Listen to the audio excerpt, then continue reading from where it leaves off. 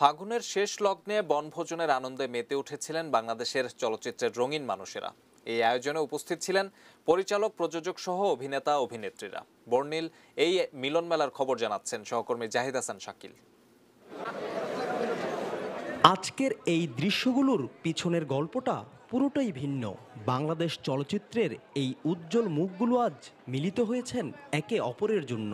তারা রাজধানীর ইটপাথরের খোলস ছেড়ে এখানে চষে বেরিয়েছেন প্রকৃতির সবুজের সাথে। সঙ্গে ছিলেন পরিবারের ছোট সদস্যরাও। ক্রিকেট খেলায় পরিচালকদের বিপরীতে খেলেন অভিনেতারা। আবার নাচ গানের এই অনুষ্ঠানে নিজেরাই পারফর্মার, নিজেরাই ছিলেন দর্শক। গেম খেলছে, ক্রিকেট খেলা হয়েছে, সবাই মিলে একটু মজা মাস্তি। তো এখানে আমরা যে একত্রিত হই, আমরা সবাই মিলে আসি, আমরা খাওয়া দাওয়া করি, একে অপরের কুশল বিনিময় করি, এটা কিন্তু একটা অনেক বড় পাওয়া।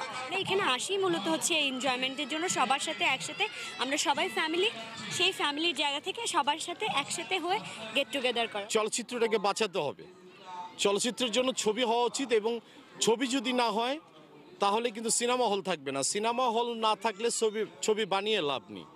আজকের এই দিন আনন্দে কাটলেও বাংলা চলচ্চিত্রকে বাঁচাতে দেশের সব জেলায় সিনেমা হল তৈরি করতে সরকারকে অনুরোধ জানাতে ভোলেননি তারা। আমাদের দেখানোর জায়গা নাই, তৈরি করার জায়গা আছে, বিপণন ব্যবস্থা নাই। এই ভালো পরিবেশ, ভালো হল হলেই আমাদের এই টেকনিশিয়ান শিল্পীরা আবার ব্যস্ত হয়ে উঠবে, কর্মচঞ্চল হয়ে উঠবে আমাদের এফডিসি। সিনেমা হল বাড়তে হবে, পাশাপাশি এক্সিস্টিং সিনেমা হল যেগুলোই আছে ওগুলোর পরিবেশগত অনেক পরিবর্তন ঘটাতে হবে। এটা শুধু বনভোজন নয়, চলচ্চিত্র পরিবারের মিলন মেলা, বললেন চলচ্চিত্র পরিচালক সমিতির সভাপতি। বছরের একটা দিন আমরা দুঃখ কষ্ট ভুলে থেকে আমরা একটু আনন্দের মধ্যে থাকি। আমাদের সব সদস্যেরই একটি গভীর মিলন মেলা, এটা প্রতি বছরই এটা উদযাপন করি আমরা, এবং আমরা এটা থেকে একটা প্রাণ শক্তি অর্জন করি। Zahid Hasan Shakil, ATN news, Savar.